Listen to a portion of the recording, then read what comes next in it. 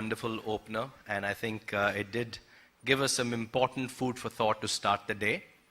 So when I was speaking to Minnie and George about this event that I felt was a very focused event, and I see a great bunch of friends out here who are here to attend this event, which is focused on the fast food, the QSR, and the cafe industry.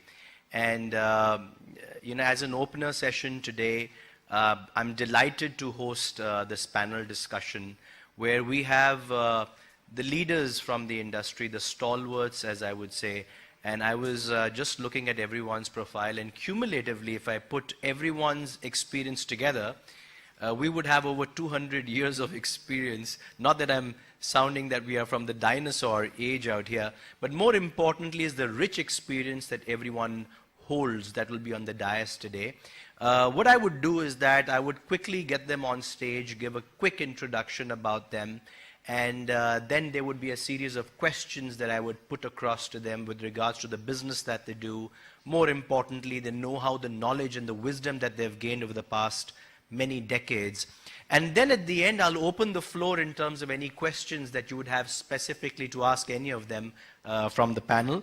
So let me first invite Varun Chaudhary on the stage. Varun Chaudhary is the Executive Director of CJ Corp, a transnational conglomerate with a historical legacy of 150 years, a dear friend as well.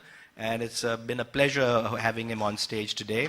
I would now invite Kabir. Kabir is the Burger Singh of India.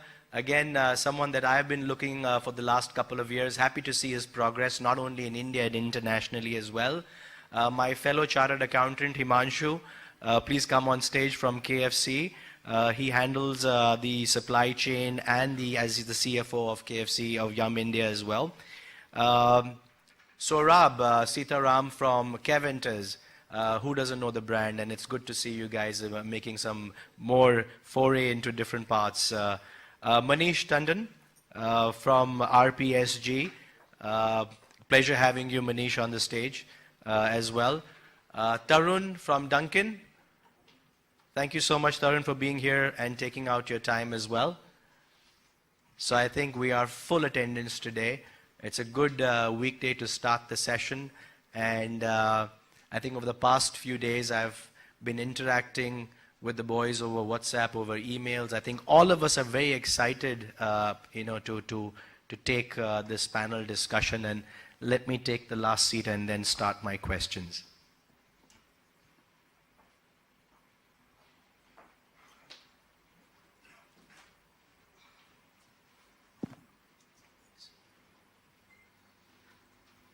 Okay, so let me start with Varun, with you, and put across a question to you. So you guys are the biggest business house in Nepal, and what we see is that your interests vary from food and beverage into banking, into cement, and multiple things. Just to know, from looking at today's topic, which is recipe for success, and today more or less out here we represent the leadership of the entire industry. Could you just give us some background in terms of CJ Corp, and today where are you in terms of your foray into India as well? Sure. So we are third generation Nepalese. We moved out of India about 150 years back, my forefathers. It's in the last 50 years when our group actually really exploded in terms of adding new verticals. So we've got about 15 different business verticals operating in 35 countries, ranging from foods, which many of you can relate to. We come from the YY noodle family. We are into hotels, into cement, banking, education, and so on and so forth. Restaurant is something which we've just gotten into about a year back, thinking that it's going to be a forward integration for YY. We've just opened the first noodle bar in India, which is actually backed by a brand, thinking that it's going to be a fairly easy business and a cakewalk. But out of all the businesses that we are into, I think restaurant business is by far the most difficult one. So I'm not too sure whether I can comment about recipe of success for my restaurant business at the moment because it's too early for me to say, but I think as a group we've done fairly well. In the days to come, we are quite confident that this concept of noodle bar that we have, because we've all at some point, grown up eating in boarding schools, we feel that it is something which is scalable. It is something which is going to be big, and especially it's backed by a brand, and we've got the product right. So a culmination of all these factors, I think, will help us reach new heights. So just a quick follow-up on that. YY is a brand that all of us have grown up with in our hostel days. Who doesn't remember us digging into it? What is YY City and what's the current footprint today, Varun? So YY is a 30-year-old brand. We've been in India since 1986 when we used to manufacture in Nepal and export, till we started manufacturing in Sikkim. Sikkim was our first plant in 2006, and now we have 8 operating plants pan-India, and the 9th one is opening in Rajasthan. So what is YY City? YY City is basically, it's what Subway is for sandwiches, YY City is for noodles. So you can have YY possibly in 40 different ways. And Brilliant. In the last 5 months, we've already opened 15 outlets. And by the end of this year, we feel that we'll be able to open another 20. And next year, we have plans to touch about 200. So it's an aggressive plan. We already have our set customers, or let's say eaters all over the world. We have a distribution network, like I said, in 35 countries. So for us, it's an easy market access because it's there ready for us. It's all about how we get it right. So we are going global. We'll be starting in about 12 countries Q1 next year. So the story has just begun. Let's see how it functions. Fantastic, Varun, and we wish you all the best. And hopefully in the next year's Fast Food Cafe Convention, we would be listening to the success story and more recipes for success. Absolutely. Great. I'll move on to Tarun now from Dunkin'. And you've been an old hat at Domino's. You've seen the entire journey, the success, and how Domino's has panned out as a leader in the pizza category. Coming to Dunkin', what are the current challenges that you have on hold, but also relating it with the baggage that you have or the legacy that you have with Domino's. Would you like to share some of the interesting ideas that came up or the turnaround points that came out for Domino's? Thank you, Kapil. I think taking a leap from what Sameer had said earlier, I think I've been very fortunate to be part of the food industry per se. Adults get hungry 3 times a day and kids get hungry 5 times a day. I have 2 young kids. I think we are part of the business which till time a pill comes in which kind of kills your hunger, but then we are safe in the safe zone. Having said that, I think a lot of the environment around us is very conducive for the growth and success of the fast food industry. If you look at Indian economy, if you look at chain restaurant, is just 1% of the overall market. And if you look at almost 40% of the age group of Indians is between 15 and 35. So that gives you a real good audience who are striving or are experimenting with newer cuisines. So all those, I think, indicators are very, very conducive for any brand that is starting to grow or is already there and to scale it up. Now, having said that, from Domino's perspective, I was fortunate to be part of the Domino's journey since 1996. So I was a management trainee in the first outlet of Domino's Pizza and GK1, and then grew through the ranks. And 4 years I was the CEO of, and opened up 600 outlets in 4 years, and part of the entire IPO journey and making the market leader. I think starting from day one, one of the core critical success factors for Domino's has been execution focus. I think be it the first outlet that we opened in GK1 96 or the 1000 outlet that we had opened in Janakpuri metro station, I think the execution has been key. I think that is something that most of the industry guys can't take their eyes off. So the best of strategies can falter if the execution is not in place. And it doesn't have to be that, I will execute when my 100th outlet is open or I'll execute when my 1000 outlet is open. You have to execute on every pizza that gets out of the store. So I think that has been the core reason for us. And as we have evolved, what was 30 minutes of free was relevant, was a clear differentiator for us as far as the delivery business. But today, given the technology and the competition that is coming from the likes of Swiggy or a Zomato or a Food Panda, every brand will have to reskill, learn and unlearn itself. I think from a market leader perspective, that is what Domino's has been doing quite smartly. So be it the Pizza Mania, which was a major value differentiator, or a 30 minutes delivery, or a cheese burst, which was a great indulgent product, right now to get into a more digital space. So we want to be at the couple of years back, we had started we want to be more known for a tech company delivering pizzas rather than a pizza company having also a technology solution. So I think that is where the Uberization of the fast food is happening. And I'll take just a moment more. I think the fast food, the fast is getting challenged now. The fast piece is getting challenged. So most of us, when we say we belong to the fast food industry, we sometimes don't give enough focus on the fast. And that is where the convenience and the customer is asking us. And that is why we're getting challenged on technology and digital space. So a lot of I think, recipe of success from here on will get delivered by how many companies are able to focus on the fast side. So be it accessibility, be it payment gateways, be it ordering platforms, be it convenience to customers, the fast section will have to really be the differentiator from here on. Thank you. I think it was a great thing how you summed it up, that the fast in fast food is really becoming, the benchmark is really moving to a different dimension.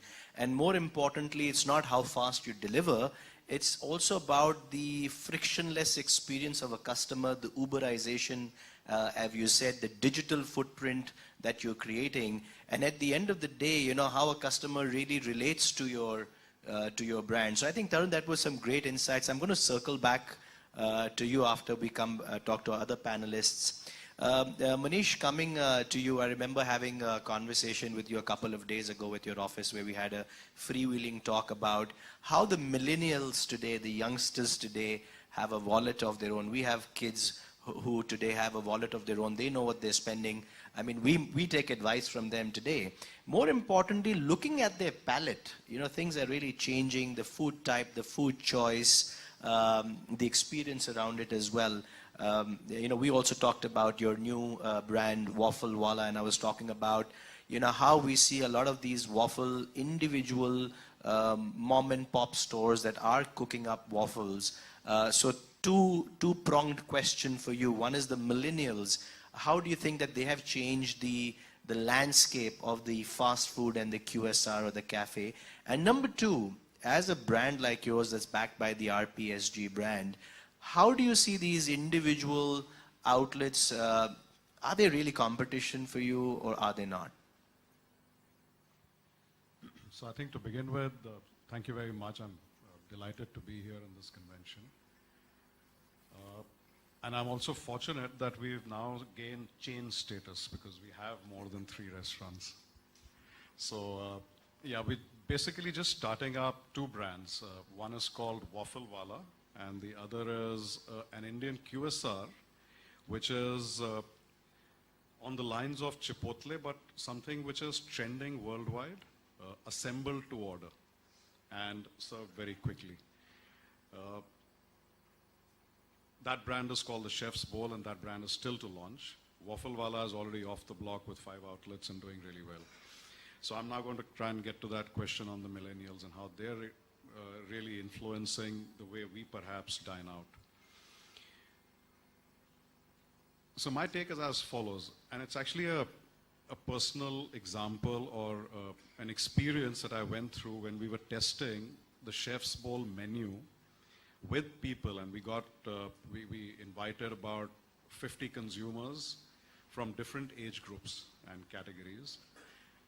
There were, younger people, the millennials, as you may call them, 18 to 24. There were the 24 to 30 age group, and there were the 30-plussers, and then there were dinosaurs like me. So it was interesting that this whole assemble to order and the way it came together in a bowl, it's called the Chef's Bowl, so it's really food served to you in a bowl, and it tends to all mix up as you get at it. It is the 24 to 30-year-olds that found it really exciting and wanted to come back to it. Anyone beyond 35 said, what rubbish is this? I mean, why do I have to eat my stuff in a bowl? Why can't I get it like this, like that, like that? So here's the difference. There is a psychological difference in someone who's perhaps more settled and over 35, is looking at perhaps a different level of motivation to go to a restaurant, maybe has a different life cycle, is definitely earning more than perhaps a 24-year-old. The outlook then is of wanting to settle down and eat a convenient meal, but not have it in a mixed up bag. While for a youngster, if it is served to you, if it is tasty, if it is relatively affordable, and it comes together in an interesting way, it's something new to do. And that, I think, is the psychology, or that is that millennial or that thinking. Forget the millennial, I think it's just an overcrafted word or overused word, but that's the thinking that we're going after when we're creating these brands. With Waffle Wala, as we were, looking at this whole, bunches of individual waffle players around every part of the country.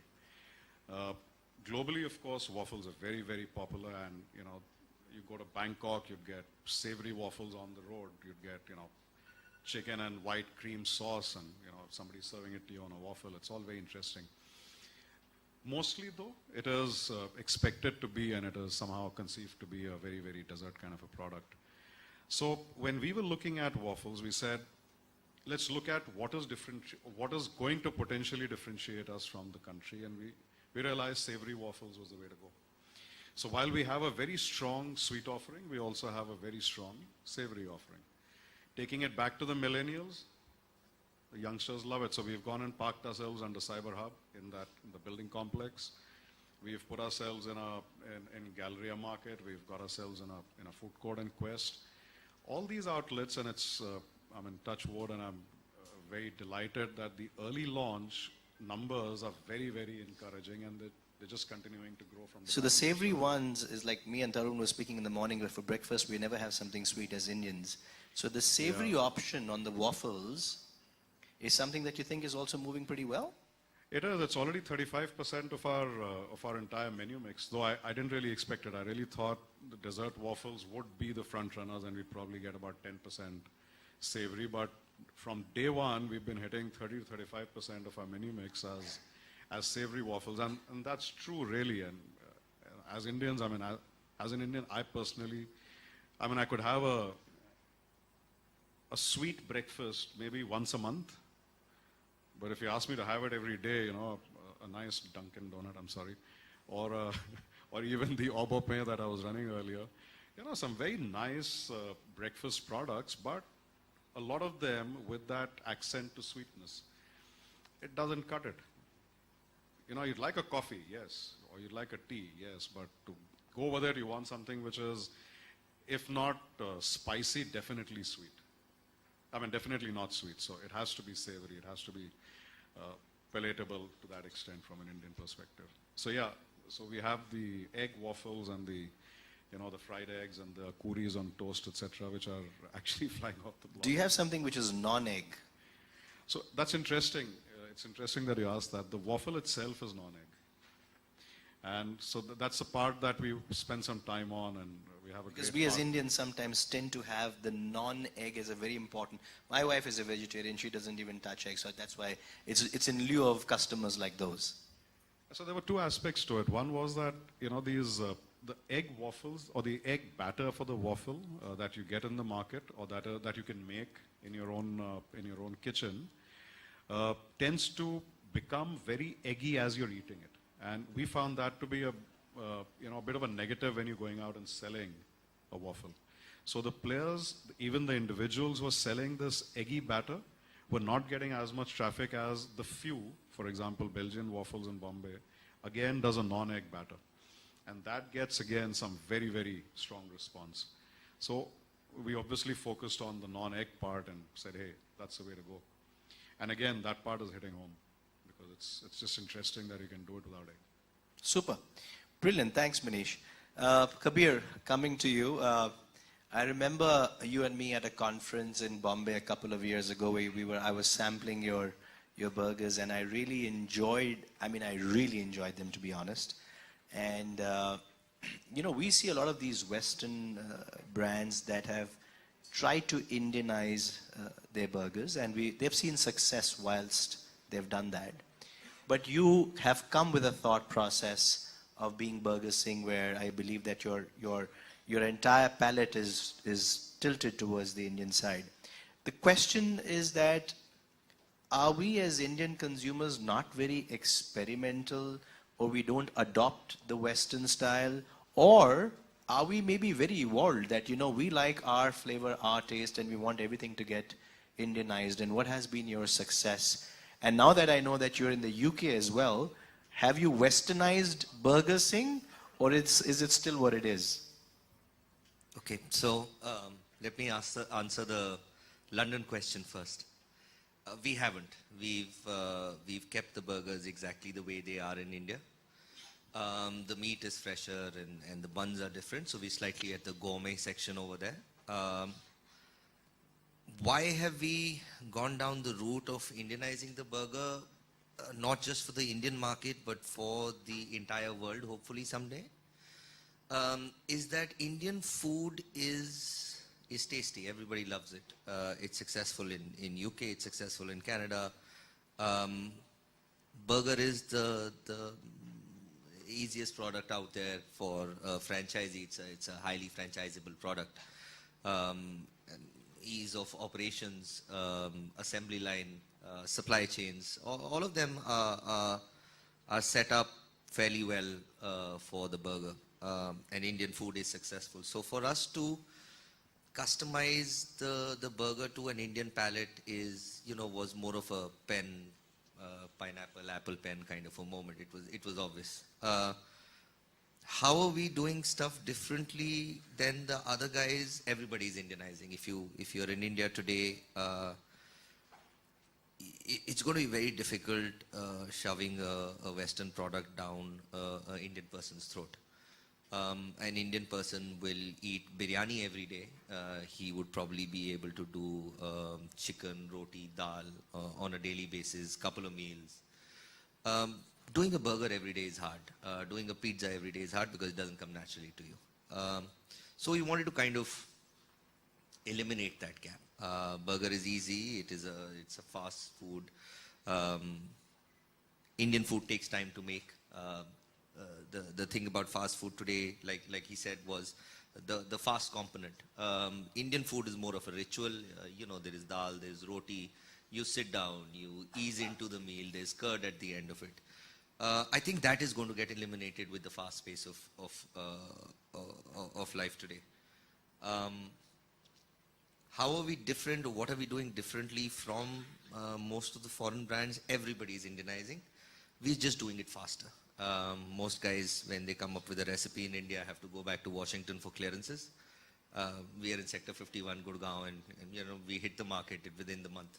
That's it. The difference between a startup and a large firm is the efficiency with which we can hit the market with a new product. Brilliant, fantastic. So Rob, I'm going to come to you now, and I remember the good old days, Connaught Place, Keventers, the glass bottle. I tried to sometimes take it home, but I was always caught by you guys. No, keep it back. Now you allow us to take the bottle. So my daughter loves the new branding. What's been happening with the brand, and where are you guys right now? We understand that you're more than 100 odd outlets today. Is that right? Yeah, we've got about 170 outlets operating right now, and currently we open at the speed of 1 outlet a day. So we're looking at about this March we should be looking at about 260 outlets, and next year another 460. So yeah, we're growing at a rapid pace here. So we'd like to know a little bit about the journey, because all of us really don't know how Keventers started and what's your role and how did you get involved. And I believe there are a couple of more people along with you that are now taking Keventers to a different league. I think, was I in Dubai where I saw Keventers there as well? Yeah, so Keventers, if we talk about global expansion, Keventers is in Dubai. In another 2 months, we should be opening about 25 outlets in Dubai, which is, in Nepal, we've got one, which is at Labem Mall, and now we're opening another one there. Nairobi, we open next month. We're starting with 2 outlets. So I'll just tell you something about Keventers. Let me just start off with the history, since you mentioned Connaught Place. So look, Keventers is a very old, iconic brand. It started in 1895 when Edward Keventers came in. He was a Swiss dairy specialist. And at that time, India did not have the technology to actually develop a dairy plant. Post that, it was bought over by the Dalmia family. And the Dalmia, well, I'm just doing it in short. And the Dalmia family had about 48 distributors. The one person that you see in Connaught Place was one of the 48 distributors. The dairy plant shut because it was located in Malcha Marg, which became a diplomatic zone. So post that, the Dalmia family decided that they don't want to do anything with Keventers. So they let Keventers, so the distributor in Connaught Place carried on using the name. Now, 3 of us got together. Look, I'm in the business of restaurants, nightclubs. I invested in restaurants. So I come from that background. I used to work for the Taj. I put in about 7 years with the Taj. Then I worked with, then I put in money and opened something called No Escape, then Shalom, which still is running, Tabula Rasa. So these were all my younger days, which were the night clubbing days. Then we made a few restaurants. Post that, we all got together and we said, hey, Keventers, and I realized the real valuation comes via scale. Restaurant business is not able to give you scale, the amount of business. So I looked at the ROI of the restaurant business after having invested money and having run the businesses. I realized the amount of money that you were putting in the restaurant business was not really worth it. And the returns that were coming were really, it was, ideally I would like the ROI recovery in 3 years in the restaurant business. But this was taking about 5-6 years, majority of the restaurants. And your cash flow got stuck, so there was no point. So we decided to look at the Keventers model. And 3 of us got together.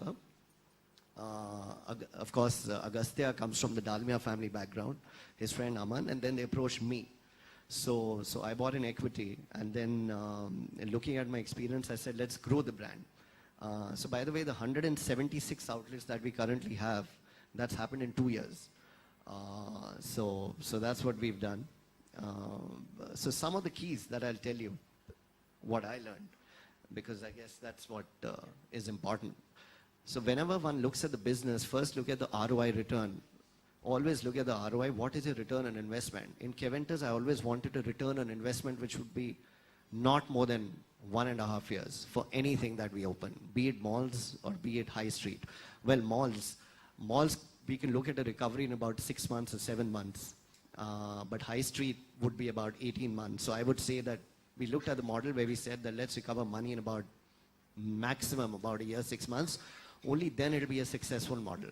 So what were some of the things we did? We looked at a brand that was aspirational. We looked at the product that everybody liked. We didn't look at a product which was very different, because very different product has less takers and it's very difficult to establish a market. So these are my learnings.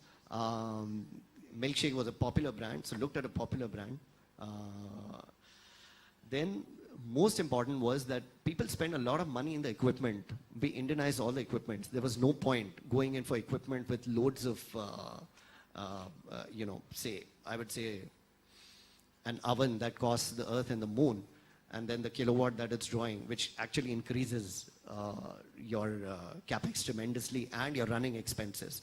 So we looked at all these things, broke it down, figured out based on the ROI, if I need to recover it in 1.5 years, what are some of the things I need to do? Less capex, that's something. Staff, minimum staff should be manning everything. What are the price points that we should be looking at? And the most important thing is, who is your target market? Forget everything else. Just look at the target market, who's going to be your target market, and do everything for them. What are the colors they like? So I would say, instead of millennials, I'll call them Gen Y. So anyway, just so we said, okay, let's look at the target market. Yeah. So what are the colors they like. We went with the architect. Who's the architect who's got a great connect with the Gen Y, and not an architect who's the most popular guy, right? Then we looked at so on and so forth. These are some of the things that we worked very well, that worked really well for us. We taught Indian youth to be proud of the brand. So we show India in a very progressive light. It's not the traditional India that we show via Keventers. So all these things really help. We invested, a lot of people believe in that chicken and egg story, that they'll invest in the corporate team later. So I do believe there's three things that are the basics, that your roti, kapda, makan, they come from actually the CFO who's handling things strongly. Then your HR leader who's got to be very strong. And the operation guy who's got the thinking ability of an entrepreneur. Not really, you know, you get a lot of CEOs in the market who are, who don't have the entrepreneurship ability, but more like they're very process oriented, which is important. But I actually think that the guy who's running the business should have that ability. So these are some of the things that we. So who's the CEO at the moment? Yeah, currently I'm the CEO, but no, I'm talking about the operations guy also. Yeah. So the operations guy is also. So I meant the operations guy. CEO anyway. The CEO has to be the founder if you want to make a success out of it, because that drive nobody else will have. Also, the CEO, as a founder CEO, you should not take out too much money. A new CEO that comes asks for the earth and moon, which now, of course, we can look at paying, but there is no point. That drive does not come. And I also do believe that one thing that we really maintained is that we've not raised any money, by the way. So my advice is that a lot of people I've seen taking funding. So the funding is great, but if you've done a great job and you've made the outlet profitable, I would say that always take a mix of primary and secondary. Primary don't even take if it's not required, because that's the motivational level you give yourself. Every company will come and tell you take primary money and all, because that's the safest route. But you've got to motivate yourself, and this is what you've lived for, yeah. So a small dilution for a great secondary is fine, but that is something that I always insist. So my ways are a little different. So. That's good. So what you're saying is that you get your act in order first. I think even Samir had mentioned that, you know, getting primary money is something that, you know, you might eventually burn down the drain if you don't get it right. But I see what you guys, or what you're saying, Saurabh, is that you guys have not raised any equity money. You've not raised any equity money. What I hear is that 2 years, 176 outlets. Yeah? Are these what, franchise owned? Are these, what's the format that you operate? The other question that you said about is an ROI of 18 months. Yeah? So just give us some numbers. I mean, how does that work? This seems to be very exciting. Yeah. So 20% are company owned and rest are franchise. But our franchise royalty, so we take a one-time fee, which is 9 lakhs, which a lot of people are not taking. People are willing to give that fees. And apart from that, we take a straight 50,000 rupees or 8% of the net sales, whatever is higher. Now, the reason I wanted 50,000 rupees was because I always thought that in India, it's always extremely difficult to take out money from people, right? And if you get down into the thing of 8% or 50,000, whatever is higher, you'll always see that, I mean, to figure out 8% is a task in itself. You know, everybody gets into that, well, avoiding bills and stuff like that. So we said, let's go ahead and do something where we can get the money beforehand. And, you know, so we've got the PDCs, we've got everything that, I mean, now, of course, is the NACH that's working well for us. So that's how we've done it. And a franchise outlet, as per me, works really well, by the way, because you're not investing your capex, and it's more difficult because the guy has to have faith in you. So if you've been able to create a brand which is where people have faith in you, I think you've made it, as for me, because that's what we live for, the faith that we're able to create. Also remember that no matter, I can travel everywhere, but I really don't know the geographical location and what really happens in Nairobi, for example. I've gone there as a tourist and really had a ball and seen all the big 5 animals, but that's just about it. But really you need to know what works. And that does not come from, we may call ourselves very well traveled and being everywhere, but it does not come if there's no local guy present there. We opened in Bhilai. In fact, I went and rejected the location But the guy who opened now is doing 1 lakh a month here from an outlet which is 100 square feet. Lakh a day, which is about 30 lakhs. So what I'm trying to say is it's always great to have partners, and and you've got to ensure that they really benefit from you here, whatever it is.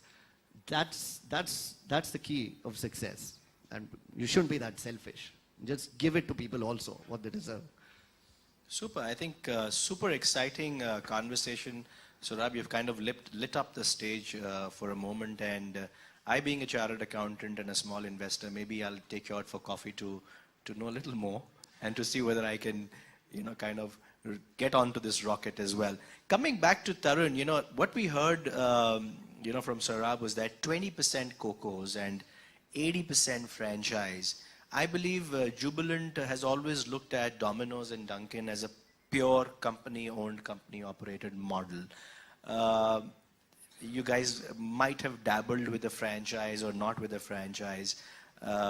Question for you is that being the leader in the pizza category and Dunkin' now being on the same format that you followed for Domino's, do you think your storyline would have been different if you guys would have chosen the franchise route?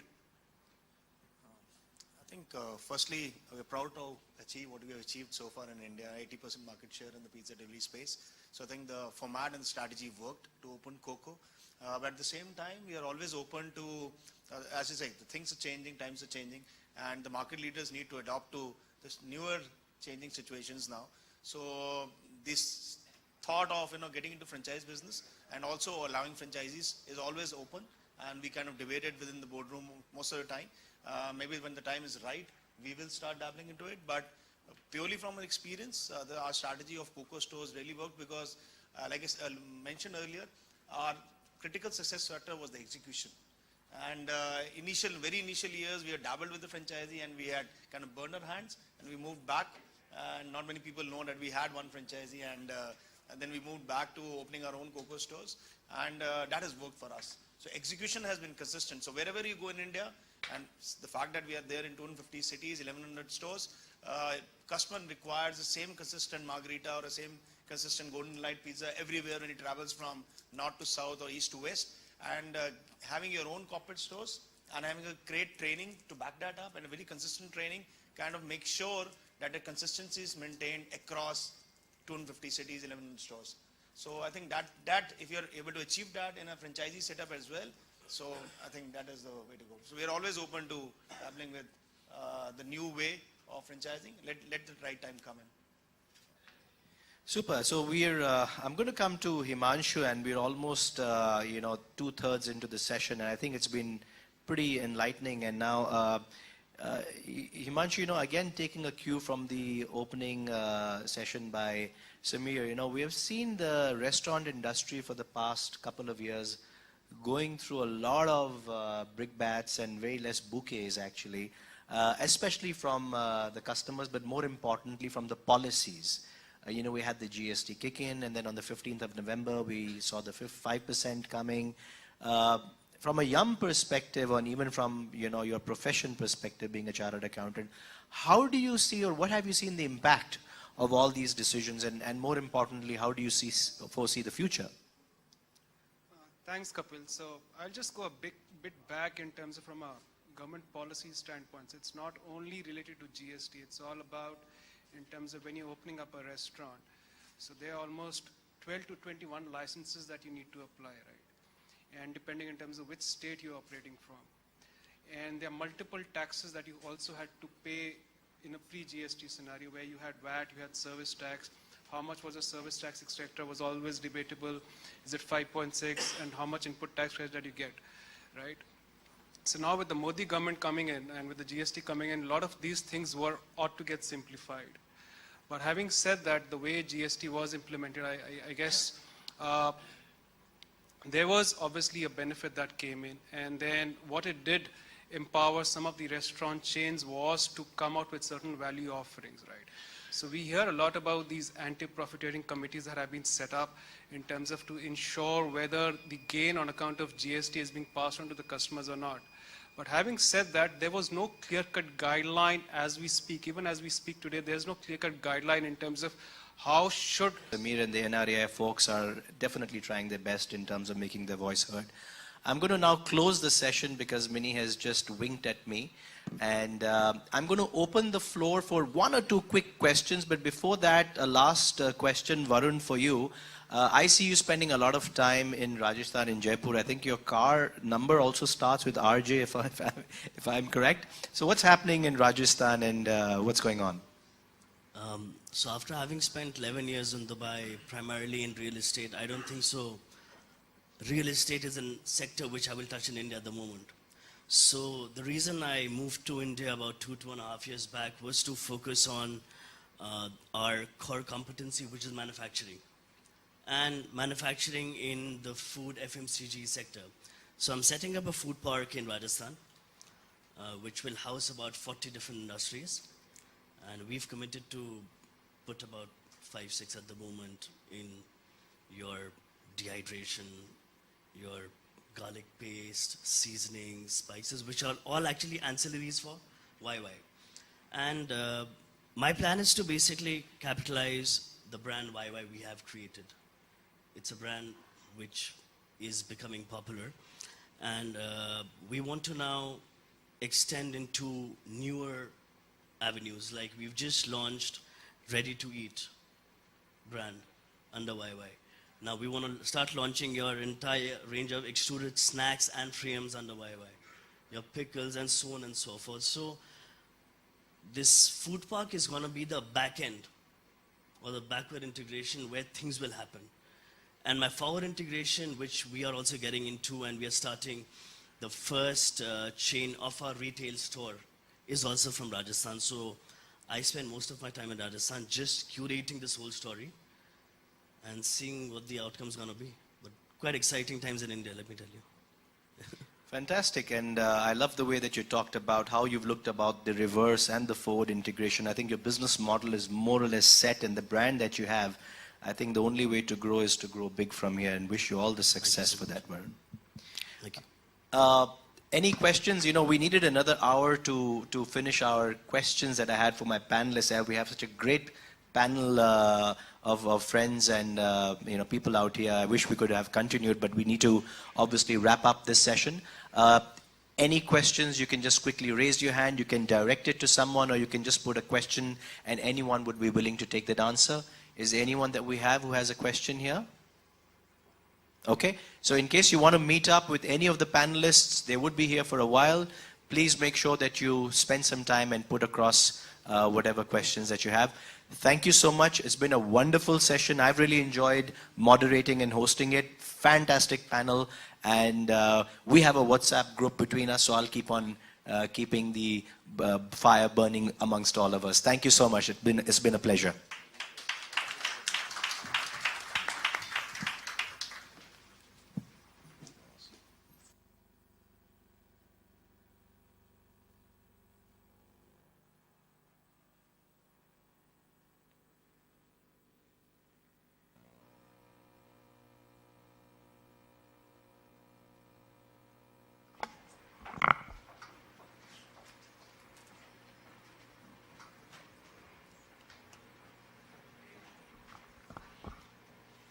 So next we have a presentation from Adam Rush, who's the International Markets Manager from Coates Group. For the past 6 years, Adam has seen firsthand how the QSR industry has adapted to the evolution of merchandising solutions, including those in the digital landscape. He has played an important role in helping brands all across the Asia-Pacific and Middle Eastern regions to deploy these solutions based on their specific needs and local market requirements. Through close stakeholder engagement and strategic planning, Adam has overseen a range of projects which have focused on the modernization of brands, restaurants, and large-scale digital rollouts. He has considerable experience in India and is optimistic of the potential and opportunity that this market has to deploy smart digital merchandising solutions in the wave of its significant economic growth. Over to you, Adam.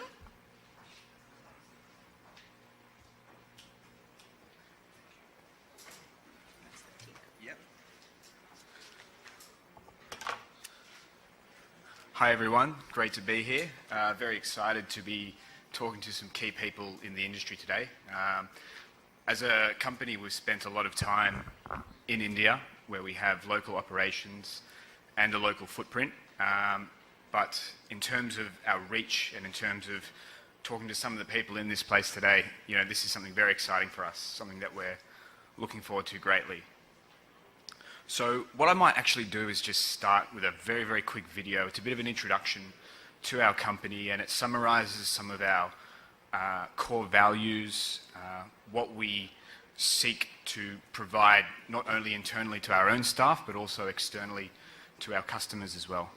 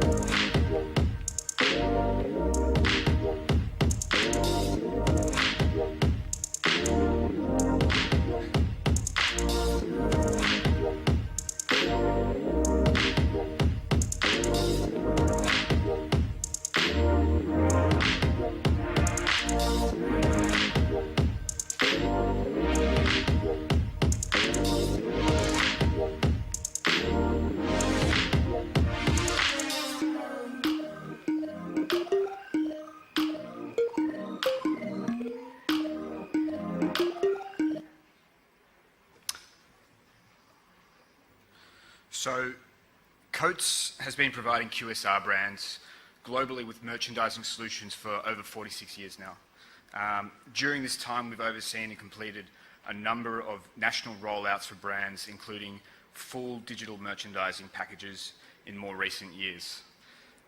Having worked with some of the largest multinational QSRs, we look to leverage some of the key informations and findings and experience we've gained as a platform for developing markets such as India.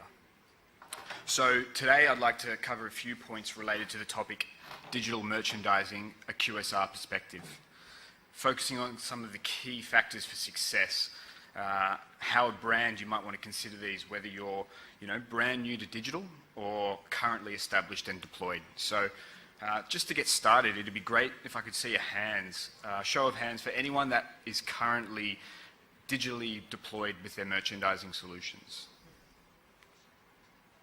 Not many people currently have digital. Okay, that's good for us. That's very, very exciting. A show of hands from anyone who has plans to deploy digital merchandising in the near future. Excellent, fantastic. So, first topic that I want to talk about is content strategy. So content is king is one of the most common phrases used in marketing today. It is not the content itself that drives success, but the strategy behind it. And what we've learned is that the most fundamental question at the beginning of a relationship with a new client is always, what is your content strategy for in-store merchandising? It's important to bear in mind that a considered strategy for relevant, targeted messaging is crucial and should never be overshadowed by the latest technology. So as a QSR brand, you want to ask yourself some of these questions. How many menu day parts do we have?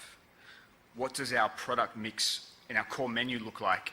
And how do we want to best merchandise these digitally? What promotions do we have, and how are we going to build content for these that advertises them in a creative manner whilst differentiating from the core menu? Who are our customers? What do they expect of our brand? And how do we want to integrate or perhaps even change that expectation of our brand in the way that we display our menu and our messaging? How many different digital touch points do I want in my restaurant?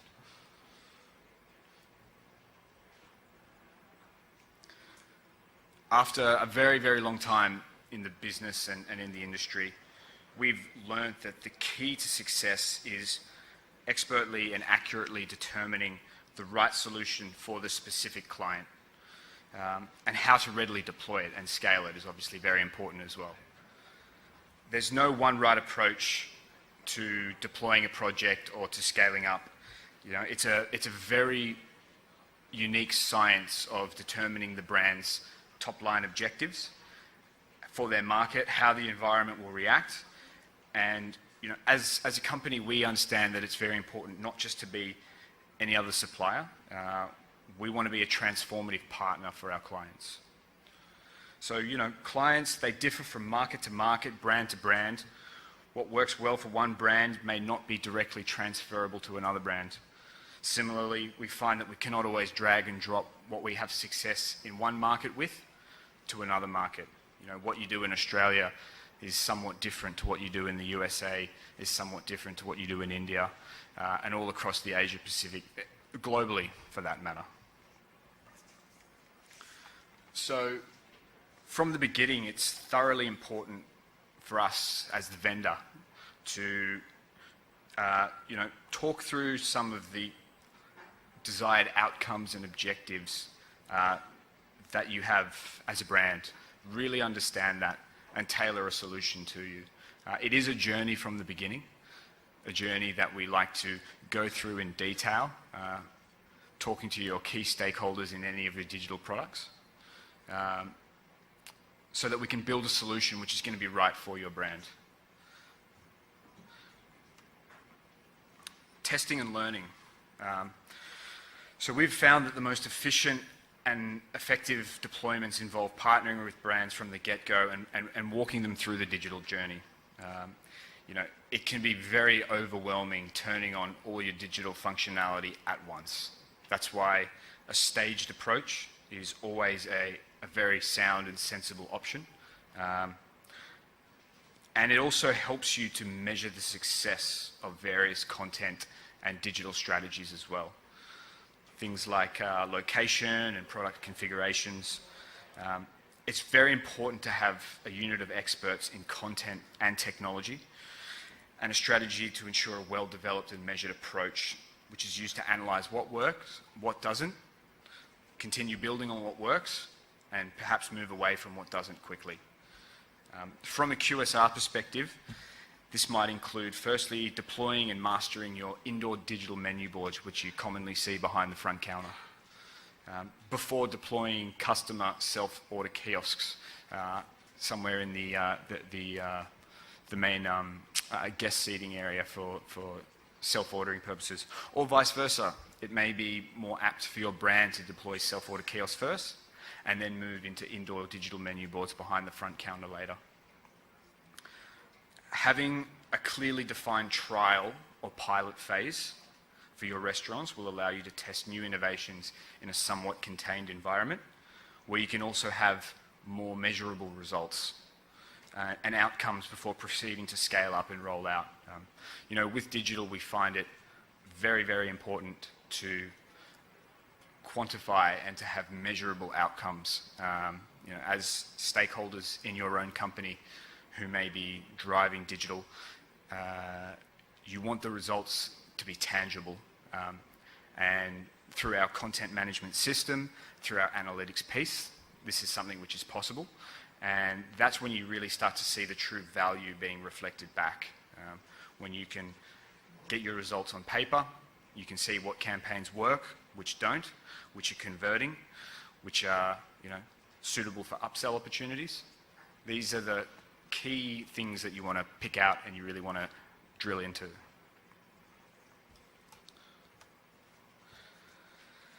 Staying hardware agnostic in digital is a strategic decision, and it is one which will give you benefits in the future. Similarly for Coates, we try to stay hardware agnostic. You know, the cost of hardware, digital hardware procurement is significant, can be significant. You know, it's something which brands, QSR brands, have different needs for. So with our technology, we actually partner and we actually have compatibility with some of the best-in-class hardware providers in the digital landscape.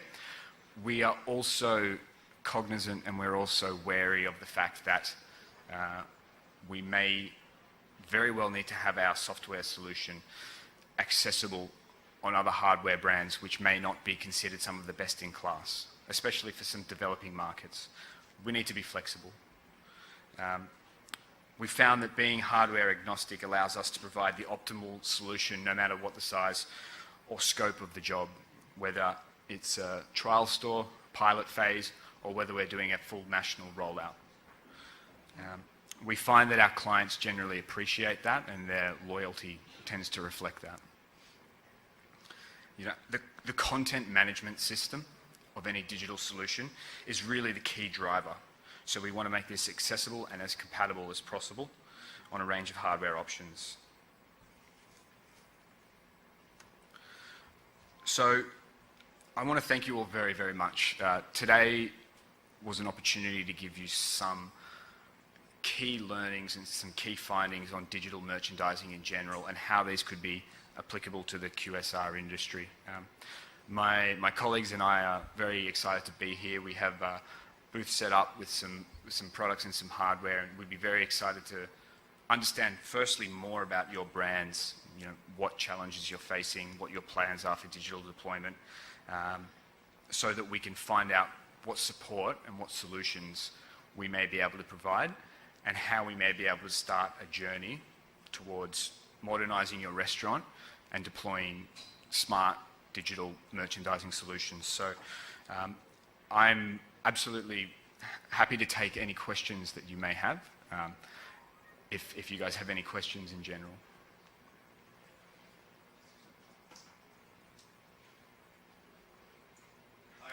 Hi. My name is Ajay. Hi, Jay. I've worked around with quite a few QSR brands. Yes. And what do you think, obviously you would have started the market. What are the challenges that the QSRs face in getting into digital merchandising? Sure. They hesitate a lot. They try various players, small players, fly-by-night players, and I'm actually saying what actually happens on ground. Sure. So what do you think are the challenges? Sure, absolutely. Deploying a good strategy and a good channel partner. Absolutely. One of the biggest challenges, or one of the main things that we try to do with digital merchandising and with brands, is first of all change their perception of what it is. There is still a little bit of a common misconception that digital merchandising is just a few screens on the wall, perhaps with some USB sticks in them and some JPEGs on the screen. It's really a challenge getting a brand's marketing department to understand that, to have a switched on, engaged marketing department that understands that digital is more of a data-driven solution, which requires a bit of investment in terms of time, in terms of resources, to build the right content strategy. I think when a brand launches their digital without a content strategy, what they want to show, what they're trying to achieve, what they understand digital can bring, that's when the expectation sometimes falls flat. I also think cost is a challenge, and it's not just in India. Cost globally for digital for brands is a challenge, depending on where they're at with their plans, in terms of where they're at with their scale as well. We try to overcome that by, as I said, staying hardware agnostic, trying to make sure the hardware is not the star of the show. It's really the content management system and what happens back at head office in terms of analyzing the data, in terms of scheduling what you show on your screens, managing that content is where the real value lies.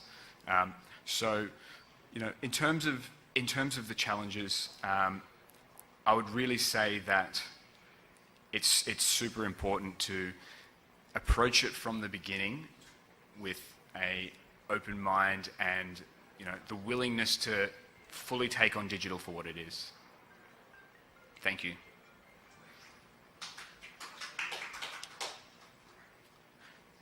If there's no more questions, we are more than happy to catch you guys during the breaks and on side takeaway sessions and breakout sessions. We're very interested to hear what your plans are, what your challenges are, how we can help. India is a very important strategic market for us, where we have a footprint, where we have an office. We'd love to help deliver some of the success and some of the digital development that we've achieved globally on a large scale to date. So thank you again very much, everyone. Cheers.